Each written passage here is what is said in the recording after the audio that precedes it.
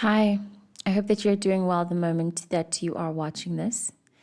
I'm here today with a specific channeling that won't have anything to do with cards, but rather just a moment specifically inspired by a recent Tarot and Chill session that I did where someone came in asking questions about essentially the next phase of their lives, having in their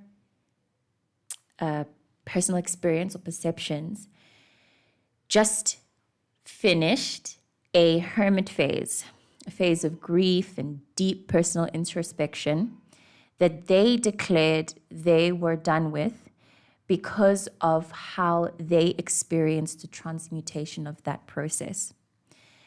If the person who I read for is watching, please feel free to comment, drag, do whatever you feel called to. And please don't take this in any offensive way. I'm really just speaking from my personal experience regarding what you were processing, what you've been through, how you transmuted your work with your hermit phase. I'm also relaying all of this information while still experiencing my hermit phase and having just reached the understanding that I don't think that I'll ever be done with being a hermit due to how the growth, the introspection, understandings, downloads, the experience of being in hermit mode is so beneficial and fundamental, integral. It's an extremely integral part of my living experience that I don't think I'll ever be done with it. I think that collectively, especially considering how much more spiritual we are all becoming in general, we can never say that we are fully done with hermit phase. We will go in and out and in and out. And as such, yeah, I just said it actually. We can never say we're done with it. We can take a break from it. We can be done with it temporarily, but it will always return. And with the root of why I wanted to create this video, I believe that as human beings, with our desire to control and our egos and our discomfort with the idea of surrender, we have underestimated the fact that grief is an energy / entity of its own that has its own purpose. Unbeknownst to us, it has its own energy charge with it once it's created and once it merges with our energy fields. And I think that, again, tying into the fact that we're all becoming more spiritual as a collective, we need to start giving more room to the fact that things that we have thought did not have life actually has a lot of life. I think that every part of this world, including inanimate objects, have incredible pulsing life of their own.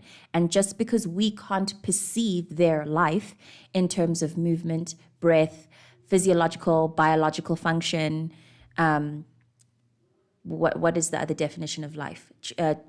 Transmuting energy. It doesn't mean that it doesn't have an energy, a life, a pulsing, a frequency of its own. And yeah, like I said, I think it's going to start becoming extremely important, especially with the processes that we've been going through this year and with how much grief we are all kind of like taking on, with how much grief is piling on all of our shoulders collectively. I think it will be useful for all of us to learn and remember that grief with its own life is kind of like a curriculum. Life in general is like a curriculum, it's like a test. Excuse the way I look, by the way. I'm having a day of my own today.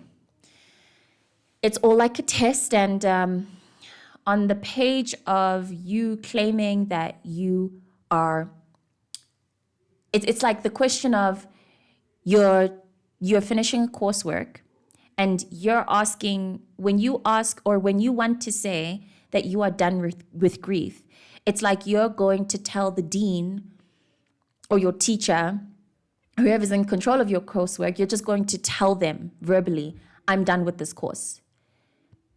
The question is whether or not you have met the criteria for you to be done.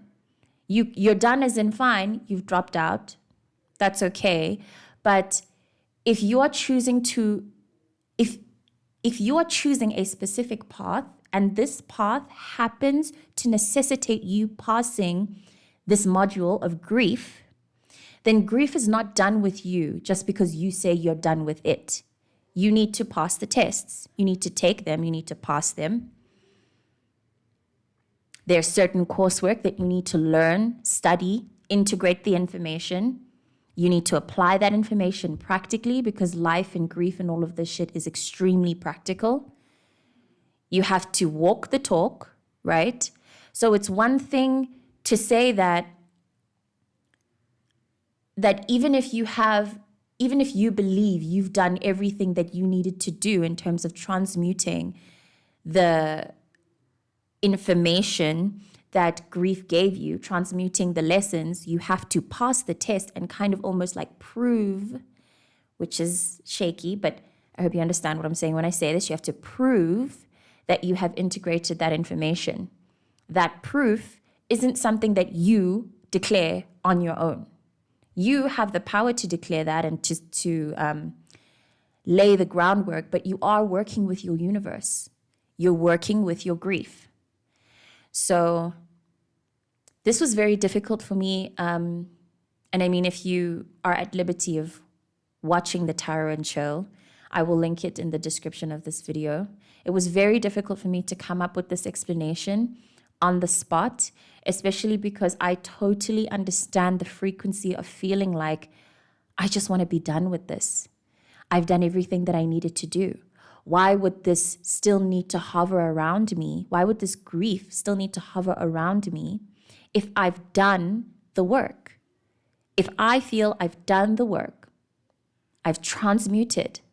The person who I read for, as you'll see if you do watch the Tarot and Chill, claimed that they wrote a book, and they themselves are creative persons, so they transmute a lot of their work, I'm assuming, through creative work, which is incredible. They meditate, they do manifestation, they are fully aware and on the ball of the kind of work that you would need to do, of the things that you would need to do in order to transmute and make use of the grief. But again, just because you think you've done everything that you need to do doesn't mean that grief is done with you.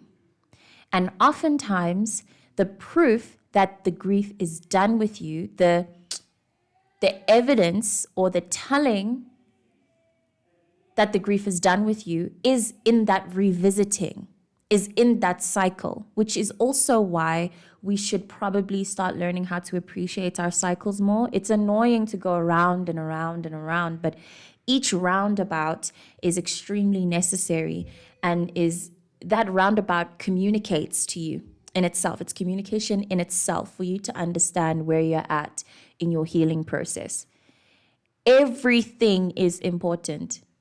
Everything kind of has a life of its own. Everything works with you, for you, and has to meet you in your declaration of whatever intention it is that you have in general. I think that, and again, I've been there. I know the feeling. I know I'm going to find myself in that feeling again because life is long. But I do think as humans, all of us collectively, we really express a certain level of arrogance when we face our lives, our emotions, the cycles, the karma, all of these things that we'd rather not experience. It's a level of arrogance when we face all of it and we say, oh, I'm so done with it. I don't want it anymore. I'd want to be done with this. You're going to be done with it. You will. You declare it so it will happen. However, I don't think that the way that this matrix is built gives us an opportunity to be that arrogant where we can declare it done and then immediately expect it to be so. You've declared it done. Now let your life respond to you to show you the ways in which you can actually be done with it for real, and not on a level that your ego can be satisfied at. Because as well, our egos are such tiny parts of this experience. But because of what a huge part of the total experience it is for us, because it's the lens through which we experience life, we think it's the whole thing, and it definitely isn't. So, or rather, and so, I think that a lot of this year and the next few years that follow, with the major changes that are falling upon us as like a global civilization, they're going to teach us a lot about that, about how much and how little control we have over our lives. And as such, with all the toggling and intense energies, we need to be patient and to humble ourselves to the whole of life as an entity, as a living entity, as a living frequency, grief included, grief especially. It's something you have to be patient with. And I believe now, settling into my lessons of grief and hoping and assuming that I'm done with it, and the next thing, some random occurrence happens that puts me right back into the very first moment that the grief snapped, that I first experienced it. It's a privilege to experience. So while it may be that you're trying to rid yourself of it and you wish it never happened, or you believe you've transmuted it enough, you've learned enough from it, and you just want to be done with it, don't rush too much out of that. It is very special. Our grief, each of our personal griefs, they make us unique. And in the meantime, because to round up everything that I'm saying and to repeat it again, you may feel like you're done with grief, but you'll only be done with grief once it agrees to be done with you. And in the meantime, while you in grief are still finding each other, still equalizing and trying to communicate and face each other properly, try to find honor in your experience. Try to find the pleasure in what it's teaching you, how it's growing you. Because I do believe that there are certain levels of grief that are reserved for a select few who are made to feel it and who are special because of that, because of the way that they can feel and process it. And congratulations and thank you for your grief work, because I do believe that each of the grief work we do as individuals elevates the collective consciousness in some way. The lessons that we learn and are able to impart through empathy, kindness, and love towards other people, it does incredible elevation work for us all. And yeah, this is also not to romanticize. Grief still fucking sucks. But in some ways, you can be really blessed for it, to be able to experience it and to feel it all the way through. So yeah. Again, congratulations and thank you. And I hope this was helpful.